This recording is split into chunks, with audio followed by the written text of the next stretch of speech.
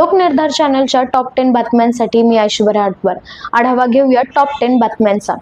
आज मंत्रिमंडळ बैठक पार पडलेल्या मंत्रिमंडळ बैठकीत काही महत्त्वाचे निर्णय घेण्यात आले आहेत.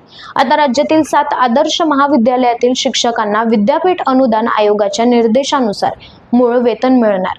या पदावरील शिक्षकांना उच्च व तंत्र शिक्षण विभागाच्या पदभरतीमध्ये अतिरिक्त गुण मिळणार आहे, असा निर्णय मंत्रिमंडळ बैठकीत घेण्यात आला.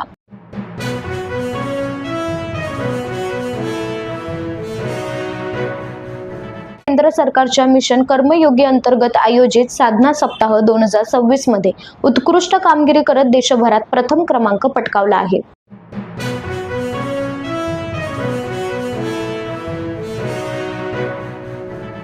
मुंबईत एका महिलेचा राग अनावर. महिला आरक्षण विधेयक नामंजूर झाल्यानंतर काल मुंबईत भाजपाकडून विरोधी पक्षांविरोधात जन आक्रोश मोर्चा काढण्यात आला होता.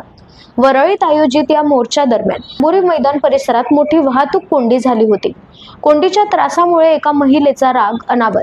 त्या महिलेनं थेट मंत्री गिरीश महाजनांवर तीव्र नाराजी व्यक्त केली. या दरम्यानचे व्हिडिओ सध्या सोशल मीडियावर मोठ्या प्रमाणात व्हायरल होत आहेत आणि राजकीय वर्तुळात देखील प्रतिक्रिया उमटत आहेत.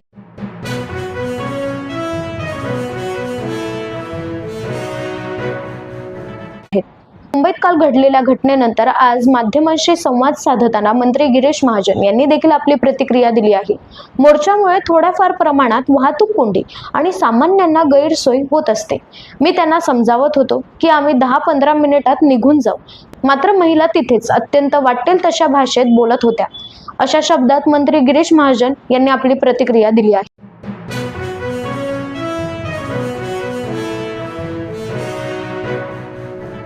हजारोंचे भारी एक नारी. आमदार रोहित पवार यांचं ट्विट.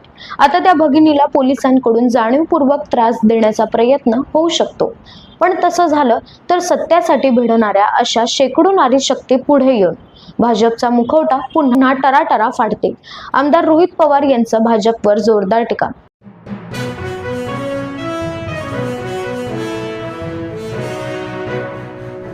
नॉनसेन्स आंदोलन बंद करा. हे नॉनसेन्स हे मुंबईत कोणीही खपवून घेणार नाही.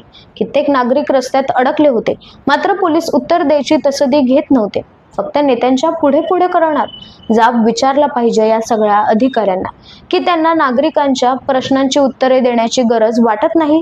अंजली दमानिया यांचा सवाल.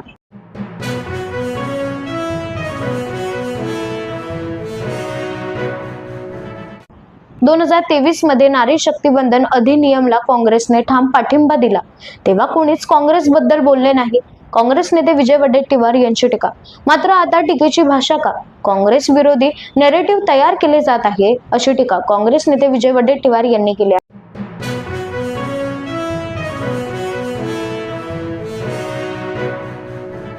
महिलांच्या मोर्चामध्ये जास्त पुरुषच. खासदार संजय राऊत यांची टीका. खासदार संजय राऊत यांनी काल मुंबईत झालेल्या गोंधळावर वक्तव्य केलं आहे.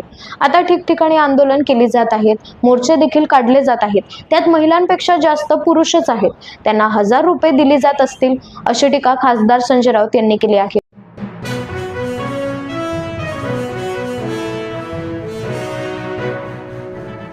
अभिनेते रितेश देशमुख आणि अभिनेत्री जेनेलिया देशमुख यांची पुढील 5 वर्षांसाठी एसटीचे ब्रँड एम्बॅसेडर म्हणून नियुक्ती.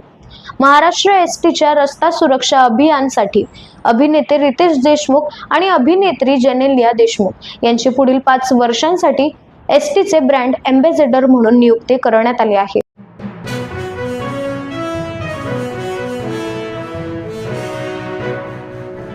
अभिनेता रितेश देशमुखच्या नवीन चित्रपटावरून वाद निर्माण झाला आहे. सोशल मीडियावर काही नेटकऱ्यांनी चित्रपटाच्या ट्रेलरमध्ये महाराजांनी वाघनख उघडपणे दाखवणे ही गोष्ट वास्तवाशी विसंगत असल्याचे म्हटले आहे. तर काही लोकांनी ट्रेलरमध्ये दाखवलेली ही दृष्ट रचना ऐतिहासिकदृष्ट्या चुकीची आहे, असे देखील म्हटले आहे.